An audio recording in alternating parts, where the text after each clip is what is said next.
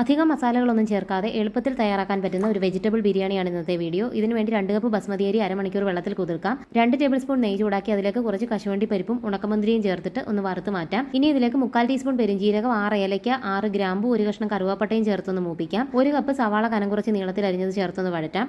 സവാള ഒന്ന് വാടി തുടങ്ങുമ്പോൾ ഇതിലേക്ക് 1 ടീസ്പൂൺ ഇഞ്ചി അരച്ചത്, 1 ടീസ്പൂൺ വെളുത്തുള്ളി അരച്ചത്, എരിവിനനുസരിച്ച് പച്ചമുളകും ചേർത്ത് കൊടുക്കാം.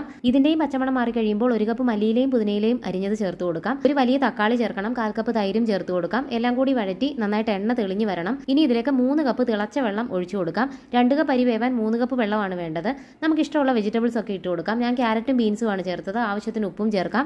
നന്നായിട്ട് വെട്ടി തിളച്ചു കഴിയുമ്പം അരിയും ഇട്ട് കൊടുക്കാം. ഒന്ന് യോജിപ്പിക്കാം.